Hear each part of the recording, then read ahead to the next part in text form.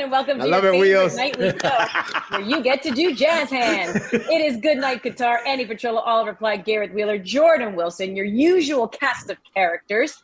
Wakey, eggs and vegan bakey in my house, and I know Wheels as well. Argentina and Saudi Arabia kicked off at 5 a.m. Eastern. It was a shocker.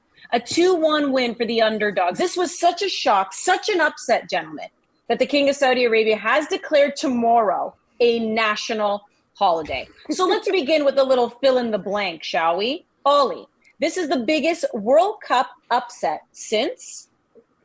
I think it's the biggest World Cup upset in 20 years. I think you have to go back to 2002, where there were a couple, South Korea beating Italy, obviously being one in the knockout stage, and then Senegal against France, obviously, as well. So to open up the tournament was a big shock. I think you have to go back that far. Saudi Arabia, I know, have been at World Cups, but this is a team, that is comprised completely of players from their own domestic league, which is obviously not one of the top leagues in the world. So to see them take on Argentina, a lot of people's favorites, a lot of people's pick to win the tournament, Lionel Messi and company, and win this game was an enormous shock. And I think as well, credit to the way they did it, because through the opening couple of days, we had seen some really conservative performances, some negativity from the underdogs, to be honest with you, when you look at the way Qatar played, the way Iran played, sitting very, very deep, trying to absorb pressure and get something going the other way. Saudi Arabia did not do that. They were in Argentina's face. Their defensive line was incredibly high in the first half, to the point where it almost cost them a couple of times with tight offside decisions.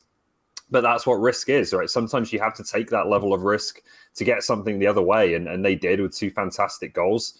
And I hope that is an example and now to other teams in a similar situation, a similar position as the underdogs. That, if you're willing to take risk, it can go the other way, like Australia, like we just saw. But you can be rewarded, and you can cause some real upsets here. Jordo? This is the biggest upset since 1990, when Cameroon beat Argentina. I picked on you guys yesterday. I wasn't alive, but I just watched the documentary of Cameroon and basically how their team used to work in the day and train in the night, and they were not professional in the slightest way. But they ended up sticking together and winning 1-0 against Argentina. Now, Argentinian fans, do not be alarmed. They ended up going to the finals in that tournament anyways, but they just had a very slow start. I must commend Saudi Arabia for something that I always say, and it's taking care of the moment. Now, you could talk about luck maybe the first half with offsides and basically how Argentina looked like in the beginning of the game. It could be a slaughterhouse. It could be 4-0 at half. But it was 1-0. They come out the second half just with belief, and momentum shifted. So they scored that first goal and said, you know what, let me have a moment of brilliance for the second goal. If you ever want to see a guy never looking to pass, look at the second goal, bangs it, 2-1. Then after that, you're looking at a team that really believes and really wants to put in a shift to win. Biggest upset, biggest praise goes out to Saudi Arabia. For me as well, there's a moment that stood out in the 57th minute. Messi's about to go and score. And Tambakti goes and tackles him and gets up and celebrates like it's a goal. Like when you have that in your squad and everyone's ready to just do the dirty work to win, good things can happen. I agree with Ollie. It's the biggest upset since 2002. It was Senegal over France, a team with Henry, Vieira. I remember vividly watching that game.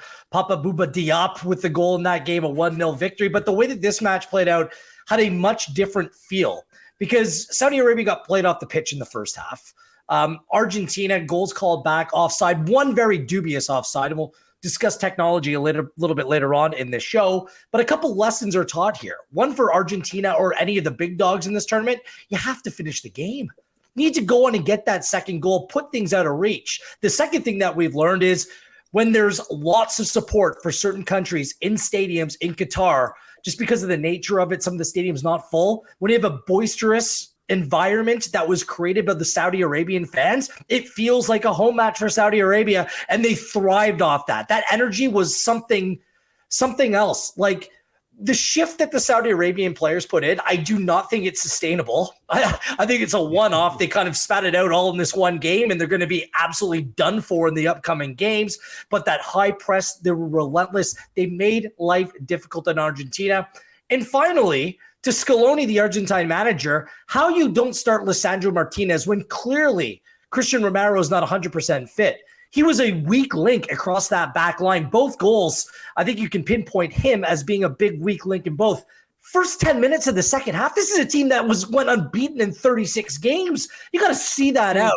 It was amateur stuff from Argentina, alarming for the Argentines, and Christian Romero cannot be preferred over Lisandro Martinez going forward. So needless to say, it's a big shock, but it's also another big shock for a reason you just mentioned, Wheels. Yes, this is a strong team. Yes, this is a team that's been picked by a lot of people to win the World Cup, but for good reason. You look at the streak that just ended. They were one draw win away from tying Italy, who actually holds the record with 37 going unbeaten. That was the streak that was from 2018 to 2021 for the Italians. That ended at the hands of Spain. Congrats, Argentina. Andy. Italy atop the list. You're thrilled. Fair play to Algeria, by the way.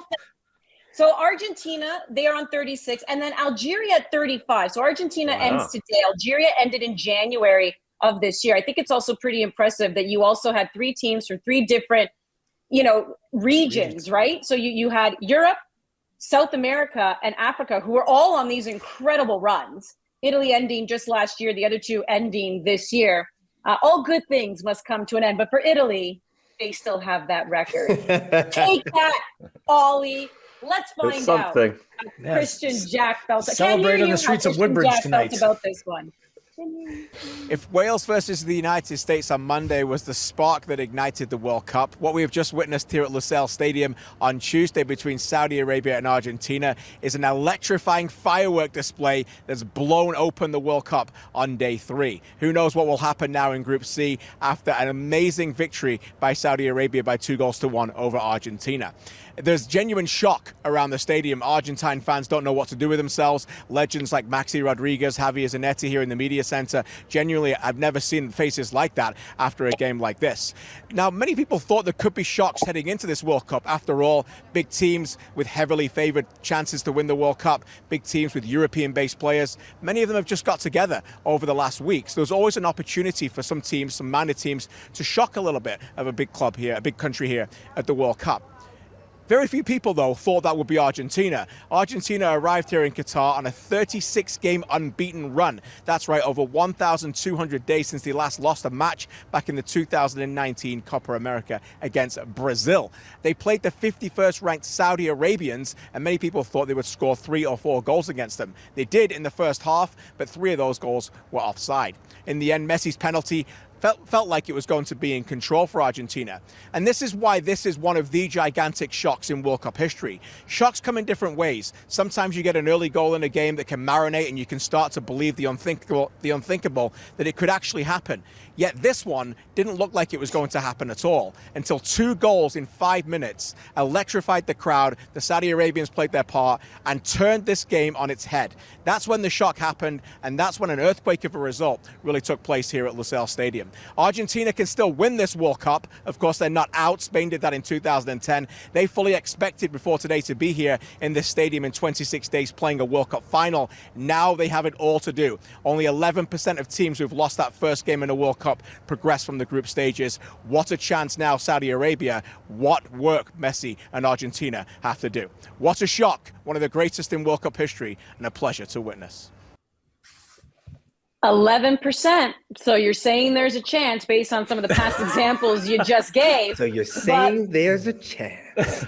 But the bottom line is this is a pretty big upset. And you just mentioned some things, Wheels, about how the manager also just deployed his players. So when you look at that more than anything as well, does it change your opinion of Argentina as contender to win the World Cup? I still think they can go on and win this group. KJ kind of mentioned it right there. What we've seen thus far in this tournament. So the South American champions have lost a game. The Asian champions lost their first game as well. And so did the African champions, and the CONCACAF champions. They drew their first game. So we're seeing a bunch of wild stuff where you can kind of throw the form book out the window in this group by virtue of the draw between Mexico and Poland. The door is wide open for Argentina to beat, in my opinion, 2 average sides to go forward and go through in this group. Like I said, Scaloni needs to get the center back situation sorted like yesterday. I think they need more invention, more creativity in central midfield as well. If they can rediscover these things, then I think they'll be okay. I look at today being a complete anomaly. I don't think Saudi Arabia will pick up another point in this tournament, although the group now plays to their advantage. They can play for a draw in their next game against Poland and be in a really good position. But I still think, despite the loss today, this is Argentina's group to lose.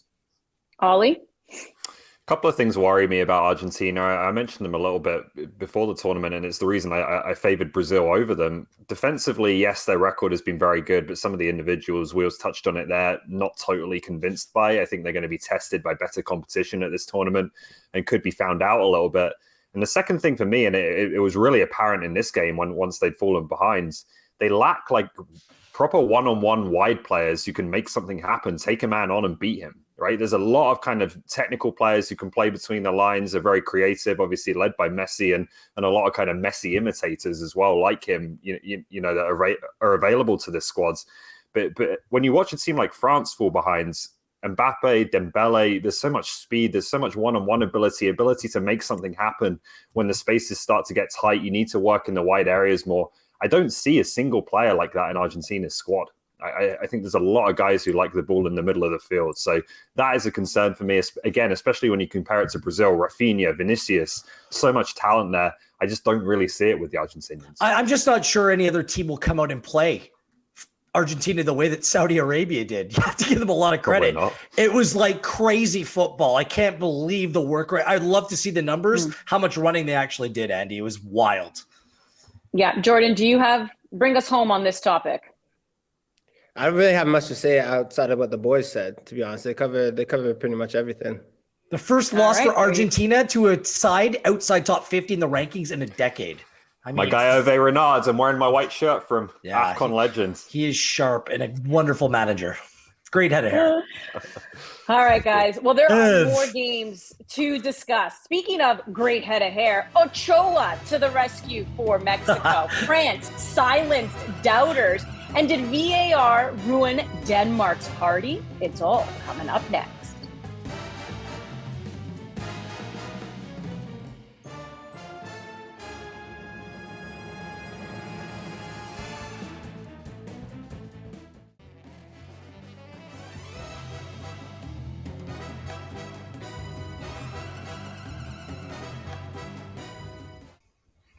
Welcome back to Good Night Qatar. Andy, Gareth, Jordan, and Oliver with you. At the end of the day, Group C has Saudi Arabia sitting in first because the other game was Poland-Mexico. That ended in a 0-0 draw. My heart is breaking for Robert Lewandowski. I could feel the anxiety when he was getting set to take that penalty kick. The camera kept zooming in his face. The way he was breathing, it was like a Lamaze class. I was feeling the pressure. And what do you know, Ochoa comes up with the big save and the penalty. So Lewandowski still looking for his first goal at a World Cup. Does Mexico, Wheels, look strong enough, though, to make a run in Qatar? And how will Argentina actually feel about this result, these other two teams in their group who drew? First off, Lewandowski can thank our very own Jordan Wilson. It was the Jordan jinx, the kiss of death, hyping up this guy. What did I tell you? He struggles. So does Poland, who are very poor at major tournaments. It's history dictates that. It was much of the same here today. I thought Mexico looked okay. I think they're going to be a difficult team to play against. This is why they get through the group stage each and every time, because they have experienced players. They have some interesting difference makers in the team. I think Lozano is a very difficult player to play against. They might not have that top quality, but I think today, if Lewandowski did score that penalty, the result would have been harsh if Mexico did go on to actually lose this game. If you're Argentina, you're thrilled.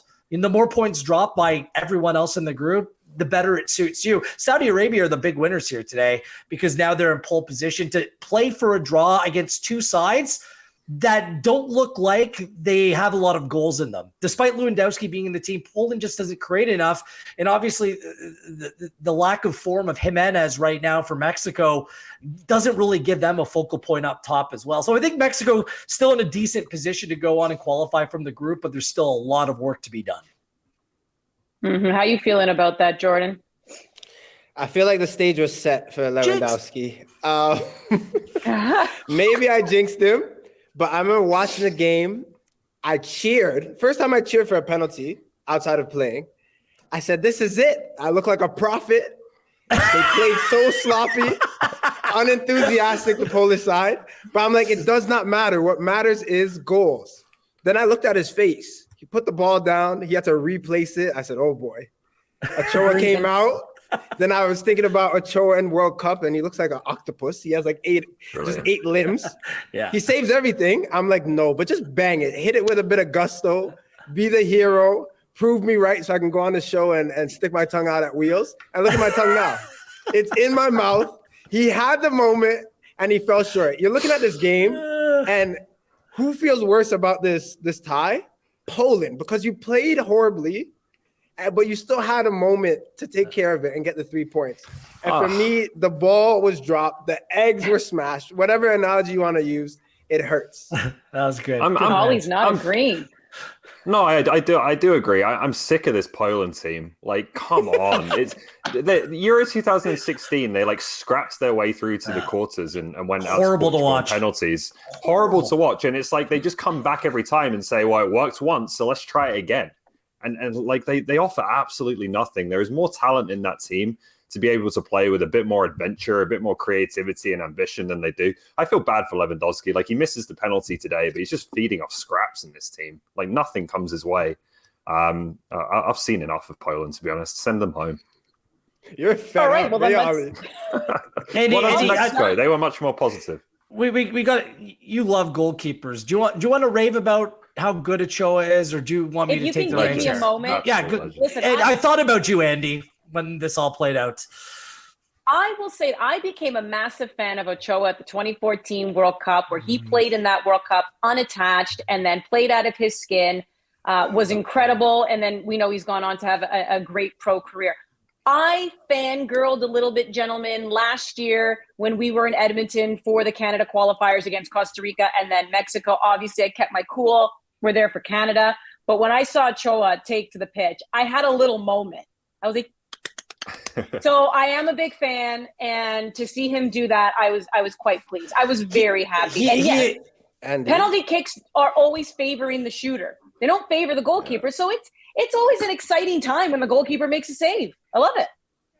And Jordan, Andy, would you say? Sorry, my question's a bit off topic, but would you say that Ochoa is your favorite goalkeeper ever? No, because you're trying to get me in trouble, and the answer is no. Gigi Buffon, then John Conway, number two. Yeah. I was about to say, it's Buffon, then it's Conway, number two. Yeah. I'll say this about, and Andy, you said that, penalties favor the shooter. Ochoa's not even a big goalkeeper. He's small. Yeah.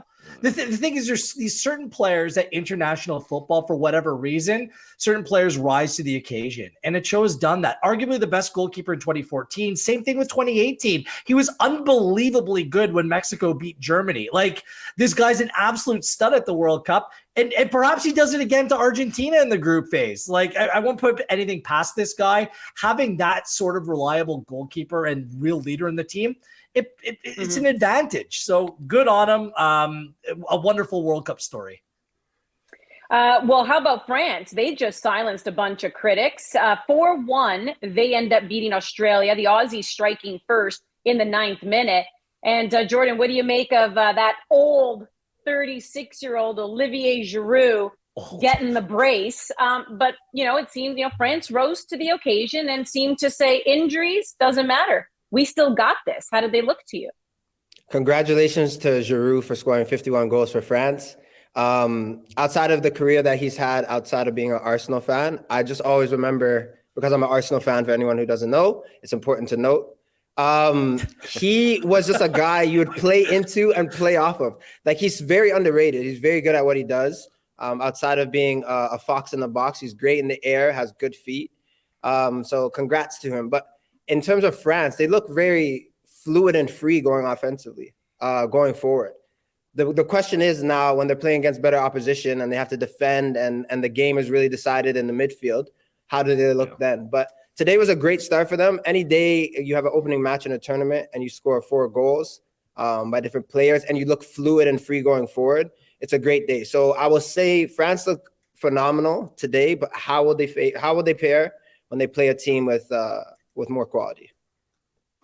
My Ollie? question too is, can you get Griezmann, Dembele, Mbappe, and Giroud all on the pitch when you're playing against a better team than Australia? I agree, it looks great today. I just think they might want to reinforce the midfield with one more player. I'm not sure who that is because of the lack of options they have in midfield right now. So that's the question for them. But the big takeaway for me for France today was coming through all the injuries, having that curse of being the defending champions. We've seen what's happened to teams like that in the past. Going a goal down then as well, they didn't melt down, right? You know, they stayed in control, dominated the game, and in the end produced a convincing victory. Aussies, Socceroos had the best supporters at any major competition. Honestly, they're wonderful, but their team isn't very good. They know that. It's just they're not what they used to be, and France just fed off them. I'll give Rabiot a shout out. He was very good in the midfield, but France, their big advantage here is now they have a big target man in Giroud. Arsenal supporter over there, you summarily dismiss this guy, let him go to Chelsea, let him go to Milan. Shame on you. But you have Dembele and Mbappe playing down the wing. Those two players are lightning quick. Speed kills in the game today. That's where the threat really comes from France. Those two wing players are phenomenal. Well said. We always tease Ollie for being an Arsenal fan, but now we have a finally we got a real one. Come on, Arsenal! Come on, Arsenal! But you know what you're a fan of, Ollie? VAR. But we're actually going to talk about VAR not being used for an offside call because that alone is a bone of contention. But there was a late VAR check for a handball in the Denmark-Tunisia game. Do you agree in it denying Denmark a late penalty? That was a 0-0 draw in that game. Feeling like a curmudgeon tonight, which is very unlike me, as everyone knows. Apologies for the negativity. This one really annoyed me, this decision. Like, well done to Mr. Ramos, the Mexican referee, for sticking to his guns here, because he never should have been sent over to the screen in the first place. It was absolutely ridiculous that this was... Remember, he's not being sent over there to say, just have a look at this, see what you think. They're telling him in the 90th minute of a World Cup game, you have made a clear and obvious error and you need to come and take a look at this. It was nothing of the sort. I was glad that he stuck to his guns and made the correct decision and showed, I think, a lot of courage in that moment to stick with his decision. With VAR in general, I've been concerned by the way it's been used to start this tournament. You know, we've been told minimum interference, maximum benefit. That's the mantra for VAR. We've established that in club football. That's what we want. You know, use it as little as possible for the really glaring decisions. I don't think we're getting that right now. I think we're getting stuff picked at that doesn't really need to be revisited. And we can let the referees referee the game more. And when that happens, and when you start to go, you start to lower that threshold for when VAR intervenes, you start getting inconsistency. And we're seeing it in the bear hugging at corners and things like that, where one's given, one isn't, one's reviewed, one isn't. That's going to cause real frustration, I think, in the latter stages of the tournament if it continues like this. Jordan? Two things I want to say quickly. If your hands are here, that's the difference between your hands being here or outside. Like if it enlarges your silhouette, it should be given as a penalty. With your hands being here and it's coming off quick, it's kind of in a natural position. Well. Right. Yeah. Like it's in a natural position. We're getting harsh. I know the defender in me is like, obviously I don't want to give a penalty at all, but how many times do you've gotten called and it's really close to your players flick up the ball now and it hits your arm and referees are calling a penalty. So, yeah, congratulations to the referee for making the right decision. But I agree with Ollie in terms of the time wasted to go over and have players holding their breath. Those are decisions where you could also just make as a referee by saying, you know what, that is not a clear and obvious infraction. It is not a penalty. So yeah, that's all I have to say on the matter of the handball there. Yeah, there's been some really good moments of refereeing in this tournament. The best invention or reinvention of the game is actually, counting stoppage time to a proper number. It's the best thing ever. 7-8 minutes, bring it on. Punish teams that time waste. But VAR, what is it good for? Absolutely nothing. Like that. This is the thing. Clear and obvious. This is why it came into play. Clear and obvious mistakes. These graphics they're putting up on the screen, Andy, we saw it in the first game because you mentioned it. Andy, like 12, I don't know if that's accurate. You're not even portraying the entire picture. And people that are watching the World Cup, it's not just soccer nerds like us. There's like millions of other people that don't watch the game every day saying, what's this? 10 minutes later, why are you showing this stupid graphic? It's too much. It's too far. I feel like an old man saying the game's gone. but it is. I don't want these, photo finish, split decisions, dictating the results of games. If it's clear and obvious, rectify that mistake. That's all I want to see. Yeah. I said this before, the letter of the law and the spirit of the law need to work together. They need to be in harmony. And I don't know if technology allows that, because technology is so cut and dry, right, but that doesn't always speak to the intent. And I know there was controversy as well in that Argentina-Saudi Arabia game. And it's like, are we seriously calling a guy offside for a millimeter or for like a shoulder being offside? Like, at what point do the spirit of the law and the letter of the law make friends again and start working in harmony again? Well said. Well, those were the other games, gentlemen. For us, we are really excited because one more sleep to go. And we are told all hands are on deck. Let's talk Canada versus Belgium next.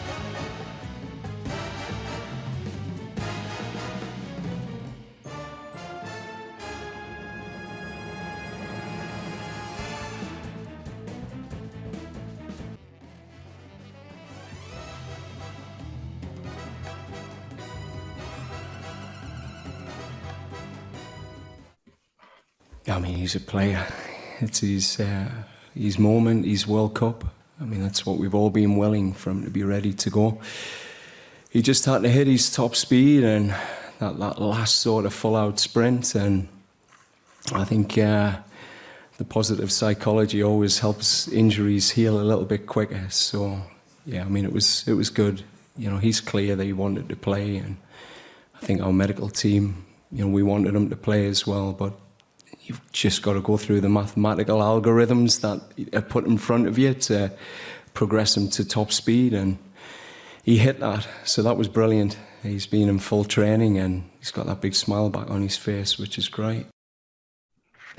John Herdman, speaking of course of Alphonso Davies, he also went on to say that Stefan Eustáquio, Milan Borjan are good to go, citing the clouds have lifted, gentlemen, because these are three big players dealing with some knocks, and that would not have been a good start for Canada at the World Cup. But it appears he has all 26 to choose from for their first match that will go against Belgium tomorrow, 2 p.m. Eastern time.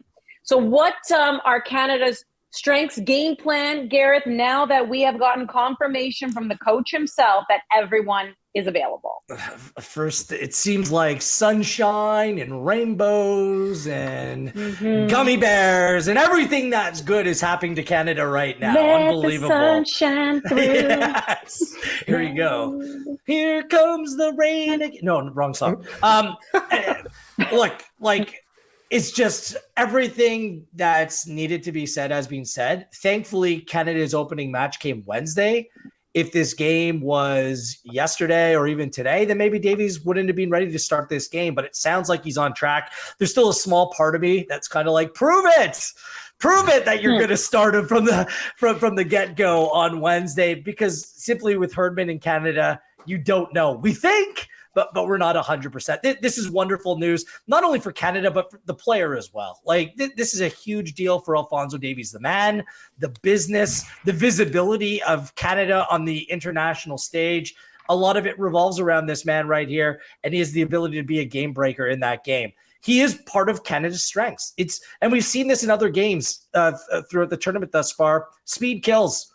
Davies, Buchanan, like these players playing down both flanks, whether they play inverted or from the outside, that's where your strengths are. Canada can threaten. We all know that they can do that from an attacking perspective. They need to be calculated. They need to pick their spots in the game. If they come out on fire, pressing high, about 20 minutes in, Milan Borjan's going to go down. He's going to clutch his rib or his knee or something like that, then they'll change things up and they'll slow things down. This is exactly what Canada does. So Herdman will be well aware of different phases of the game and what is required. So his strategic game plan is going to go a long way. The only way it goes off track, Andy, if Belgium come out and they punch early, they get an early goal, then you kind of have to tear up that game plan to a certain degree. But Canada's been planning this approach. Herdman's discussed it sitting in a hotel room in Toronto with his staff, coming up with different plans and different varieties of the way that they're going to play. They're methodical in their approach, and they'll be ready to go tomorrow. Are you feeling better, Ollie? Now that we're also on the eve, I just feel like we've been talking about this game ever since they did the World Cup draw. and we knew who was going to be in the group with Canada. But I'm wondering how you're feeling now that we're on the eve of the big game. I'm excited about it. Like I think, look, we all know Canada are massive underdogs, but that's okay. It feels like one where I wouldn't quite describe it as a free hit, because I think the team sets higher expectations of themselves than that. But it's not far off, right? Like no one's going to be hugely disappointed tomorrow if Canada loses this game. If they lose it in really ugly fashion, maybe more so. But really, we want to see them be competitive, and we want to see them try to spring a surprise. And I think Wheels is right. You can't really go into this game with just one idea of how you're going to play, and you're going to play that way flat out all the way through, whether that's sitting deep or trying to press high and get in their face. There needs to be variety, and I think we've seen that with Canada throughout qualifying, right? They'll press for 20 minutes, make a team uncomfortable, disrupt their rhythm. Then when they maybe feel like, the opponent is adjusting to that a little bit and starting to find solutions to that, okay, now it's time to drop a bit deeper for 20 minutes and just absorb some pressure, reset, get a foundation again, play a bit more in, on the counter-attack and in transition, and you keep switching. I don't think Canada can afford, certainly I don't think they can press high up the pitch for 90 minutes in this game. That seems very far-fetched, but I also don't think they can afford to sit deep for 90 minutes and just absorb pressure. So there's got to be a bit of both. And we'll see about their ability to do that. In the warm-up games so far, I think it's looked encouraging in terms of their ability to go toe-to-toe at times with these teams. But this is another level, I think, from even Japan, and certainly in a friendly against Uruguay. Belgium in a competitive game is a whole different beast. Can I tell you why I'm feeling more optimistic, and hear me out a little bit here? Because other teams have already fallen on their face. Not that I think Canada would do that, but you know what I mean? Like, Qatar was really bad against Ecuador. We've already had a massive scoreline in England beating Iran 6-2. So we've already had a shellacking, and we've already had a major shock with Argentina losing. Like, those are big storylines. So to your point, like, do I want Canada to win? Of course I do. Do I want them to even get a draw? Of course I do. But if they lose, I feel like other teams have already lost in dramatic fashion, that they wouldn't be the first. And I'm hoping that doesn't happen. But does that sound weird? Like, I'm feeling more optimistic, Jordan, because other teams have already fallen on their face. No, I totally agree with you, Andy. Saudi Arabia and Argentina is a bigger David and Goliath story than Belgium and Canada. For sure. The third-ranked team having the best player in the world in Lionel Messi against 51st ranked Saudi Arabia. No chance. I'm saying they're winning. And they end up winning. So as Canada watching these games today, you're looking at it like, let's go. Let's go and play unhinged. I think I agree with what Ollie and Wheels have said. The only thing I need to add or talk about a bit more in depth is just about managing the moments tomorrow. For myself, playing in games where you know a team's going to have the ball, the worst thing you could do is sit back and respect them, right? There are moments in the game where you have to get in their face. You have to get aggressive. You have to do these little cheap fouls that don't give you a yellow card. You have to keep the ball out of your box.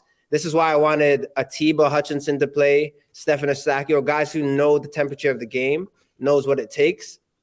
And you can't go. We have speed going forward, yes, but we have to retain the ball as well. Sometimes when we win it back, it's just, can we keep it? Can we just slow it down? If we can find those nuances and those idiosyncrasies tomorrow in the game, it could be a good moment and a good result for Canada. Andy, I just want to say this quickly. I disagree with you, Jordan, because I think the perception worldwide, if Canada beat Belgium tomorrow, I think that would go down as a bigger upset than Saudi Arabia over Argentina. Saudi Arabia was in the last World Cup, and they played reasonably well at times. This team has experience. You might not know these players. They're not household names, but they're a decent enough side. For Canada, for the international community, not us who consume them, understand what this team's all about, they might as well be coming from another planet playing here. Canada, who's that? 1986? Like, seriously, we've been the footballing abyss.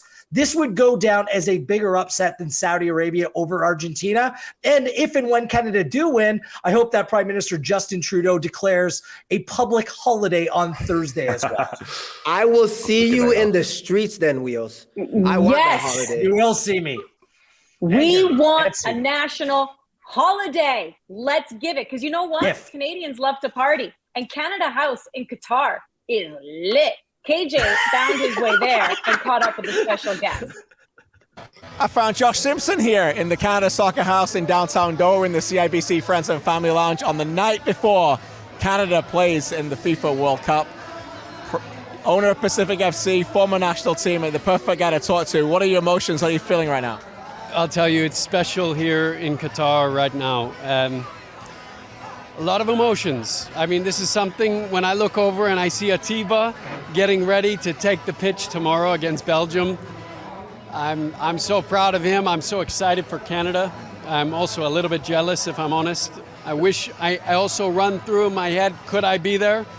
The answer is no. No, it's really exciting for Canada. I mean, massive achievement just to be here. And I love to see what's coming into it right now with the players. A lot of them saying, hey, we're not just here to be here. We're here to compete. And as a former player, it makes me proud. It's very exciting and gives us a lot to look forward to. You still look like you could play, by the way. I know you can't play for the national team, but you still look okay that you could play. Listen, you can't play again, but your team play. Your team can. Your players that you create at Pacific FC can. What will this do for the Canadian Premier League and the pathway now that those players have a reference point to look at these players playing in a FIFA World Cup? I'll tell you what, it does a lot. It does a lot. To be in the World Cup means everything to a football player. We've got a lot of good, aspiring young players at Pacific FC in the Canadian Premier League from coast to coast. It brings us a lot.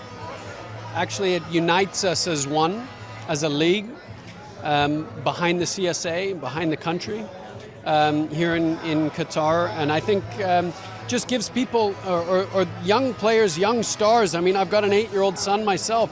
He aspires to be here, to play for his country.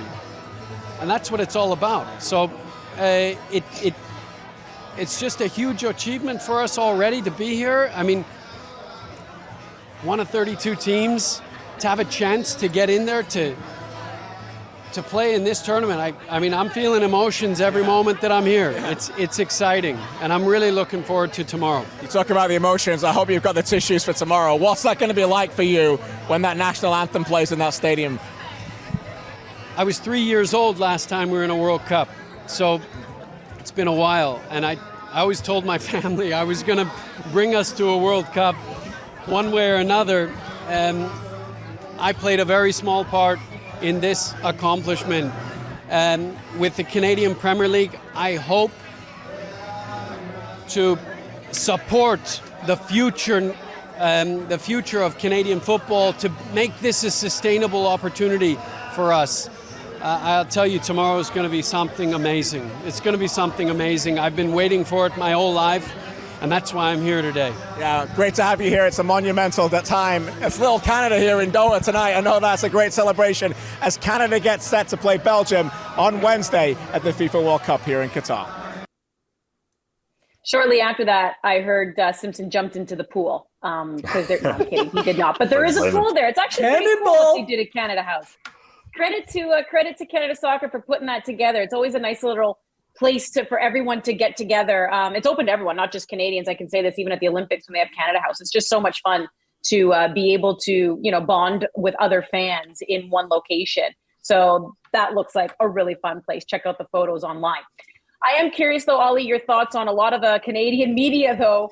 None too pleased. They were left waiting for Canada's first official FIFA press conference, 41 minutes late. And Belgium had to wait. So this is the whole thing, right? So Canada was supposed to go first. Belgium was second. Canada was 41 minutes late. There was talk of Belgium finally going. Canada arrived. Belgium ended up waiting and going second. The Canadian presser lasted 16 minutes. So there was just a little bit of upset, confusion. Who's going? Who's not going? So do you think that was part of Herdman's plan or Canada Soccer's plan all along? Or do you think something else happened there? I don't think it was part of Herdman's plan, and from the accounts I've heard, he didn't seem too impressed by the whole situation. The fact that Canada were as late as they were to their press conference. I'm not sure what the mind games would be, to be honest. I just think it looks a little bit unprofessional. You antagonize Belgium, who are there waiting. Like, where's the mind games, right? You make them want to beat you more than they already do. So I suspect this was just something where, look, we've talked a couple of times about the rapid rise of the men's national team and the way that the federation has had to catch up with that in some ways. And I think this was maybe another example of just a little bit of newness, maybe, adjusting to what's expected of you at a FIFA World Cup. Read Neil Davison's story on this. Obviously, this isn't the first time something like this has happened. I'll just say this. When John Herdman and the players, we've heard a lot of this over recent months, Andy, saying that everything just needs to be more professional. We want to leave this program in a better place. This is what it's all about. You have to have top, best-in-class training staff, facilities, resources for players. This is just part of the evolution of this program. And I think most of the people involved at the highest level of this of the game in this country understands that things need to get better.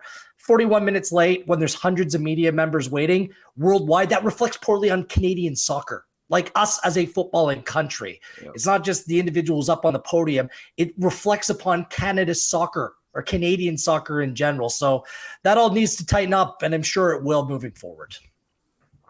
Mm-hmm. Jordan? Just to echo what Wheels was saying, we've made so many strides, or Canada, the Canadian national team, have made so many strides in talent in the past recent years. Before, you had guys wanting to play for their parents' countries or countries out that weren't Canada. Now you have players wanting to represent, be a part of John Herdman's camp, be a part of Canadian national team, be a Maple Leaf. So I agree that all across the board in all areas, it needs to be revamped. We need to be united. Can't show up 41 minutes late for whatever reason at the biggest event every 4 years at a World Cup. So it's been we've been infused with a new crop of talent and guys who are ready, and women as well, who are ready to commit and compete at the highest level, but just needs to be professional all around. Yeah, the reason was given was traffic. Herdman was visibly upset, did issue an apology. And it did kind of bother me when people said, oh, maybe this is him playing mind games and gamesmanship. And I just thought, no, Herdman's smarter than that. That's not how he'd do it. And he did say they would address it internally. So there clearly was something else that went down that he'll handle, because Herdman is just too smart, to your point, Ollie, to have that be the power move, the head game. No, it's not. He's also spent like 3 years, whatever it is now, trying to make the team a more professional outfit, trying to make everything the right standards of a top men's national team. That's not something that I think he would have any part in, to be honest with you. Well put. Yeah, that bus driver's in trouble. No, I don't know who. I'm not trying to point fingers. Poor bus driver. Anyways, there you go. Carpool lane, use it. 2 other teams that are in Canada's group who will be kicking off earlier. That will be Morocco, Croatia. Let's predict how that group will finish off in their day 1 at the World Cup.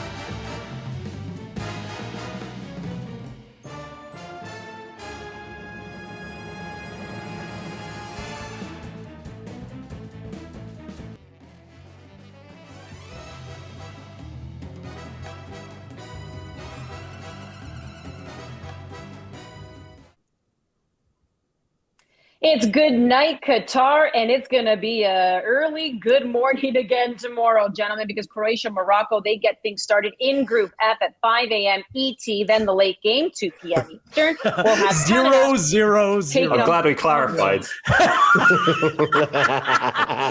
It looked like a tic-tac-toe board. I'm like, the O is dominating this game. That group has not kicked off yet, in case you haven't figured it out by that board. But here's the thing. We're going to have a little fun with predictions.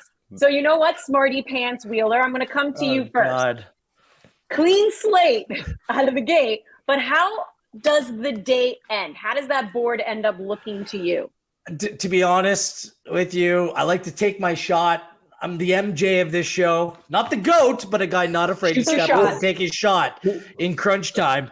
I have no bloody clue. I have no idea what's going to happen. Honestly, that's why there's so much intrigue. This is the most interesting group of all of them for me. And it's not just because Canada is in it. Perhaps our knowledge of Canada plays into it, but there's so many different things. Like when it comes to Canada's performance, I just don't know how they're going to show up.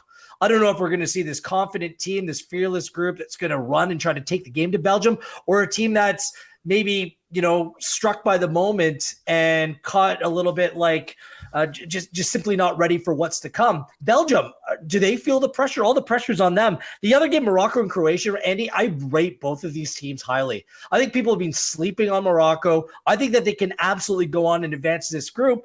But I think Croatia could be the best team in this group with all their experience, 2 new center backs, a lot more athleticism, a much younger team, although they do have that requisite experience. I have no clue. Perhaps Ollie or Jordan or even you, Andy, can help me out because I have no clue what's going to happen tomorrow.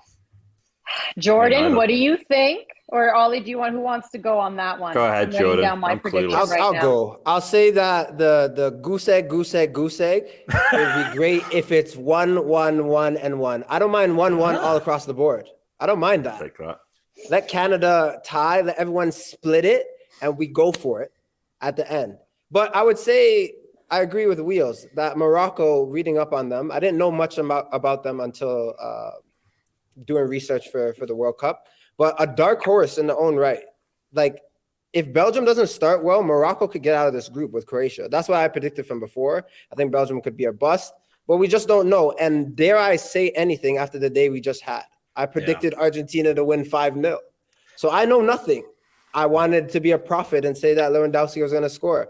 So I don't know much. Nothing, Jon Snow. No, I know you're nothing. gonna need a new job there, Jordan. Leave reading the crystal ball alone.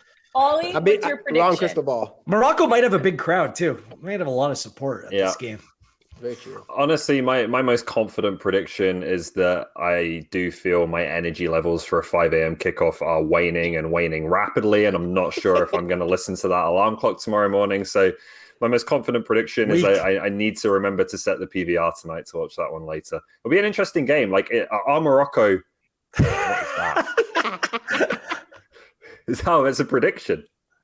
That's my prediction. That's how the group is going to end. Show it again. Show it again. Put that up. What is Canada that, 3 Andy? points. Who is We that? put Andy on the big... Oh, Croatia 3 points, and then a draw between Canada and Belgium. Okay. Yeah, nah, it's That's the drawing, though. What's going on with that? Who is that? Looks like Ollie. that? Definitely looks like Ollie. 3 hairs? Come on. I was going to let you guys guess who that was. Just figure it out. Ollie. Who is that? We keep you guessing. That might be our little mascot. John Herdman? That's the Good Night John Guitar Herdman would be mascot. smiling if they came away with a point, I think.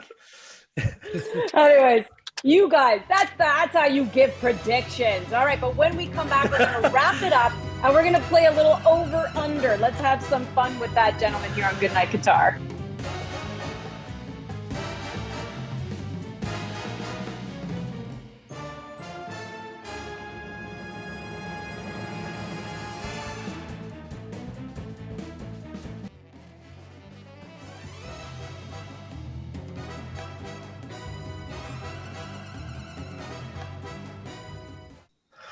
Let's bring it home, gentlemen, with some over-unders heading into the Canada-Belgium match. Wheels, over-under, 60 minutes played for Alphonso Davies. Ooh, I'll go over for Alfonso, under for Atiba.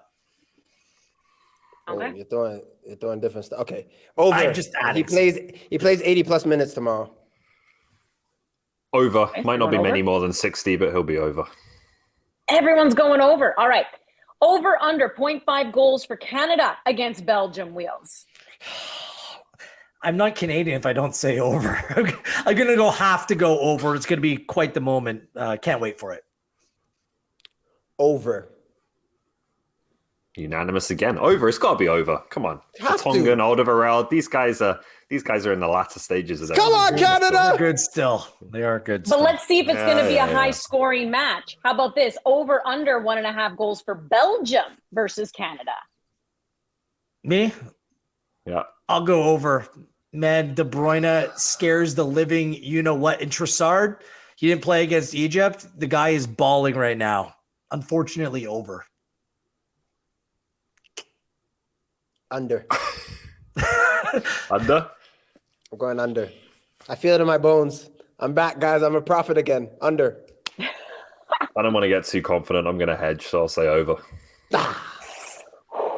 High-scoring game. Goalkeeper is not too pleased. Over under Wheels, 40% possession for Canada. Over Canada, I mean, it could be 41, 42, 43, but I think they absolutely go over. They're going to come out and try to play. Belgium playing 3 center backs kind of plays into the fact that Canada can get some numbers forward a little bit more. I don't think possession will be the problem. It's mistakes I'm more concerned about. Mm-hmm. Over. Jordan. Over and 40%? For me, what sticks out is not about possession. Saudi Arabia played today and had 30% possession, but ended up with 3 points. So it's about picking the moments, going forward properly, and then using our speed in our attack. I'm going under because Canada will be defending a lead in the latter stages, of course. Ooh, so Belgium's going to have a lot of the ball. I like it, Ali. Coming in with the heat. All right, we got one more Wiggles. though. Over under Wheels, 1.5 point for Canada after 1 game. See, these guys are going to say over. Well, over would be a win, under would be a draw or a loss. I'm going to go the under. If they come away with a draw, like I said the other day, celebrate it like a victory. Take that point and run with it. Jordo? Under, Andy. And I'll take that. Tie 1-1, 2-2. I will take it. Oh, now I feel like I have to say over, right? Like, it's exactly. first game Put you on the for spot. Belgium. A little unsettled. Questions about this team. Over. Big shot. Roberto coming tomorrow. Martinez Book out. it. Ali the optimist. There you are, ending on optimism, Ollie. Not so grumpy There we after go. all. All Feeling right, better. gentlemen, here we go. Set the alarms nice and early. One more sleep. Canada is in the World Cup, ladies and gentlemen. Cannot wait. Wheels, Ollie, Jordan, I'm Andy. See you next time.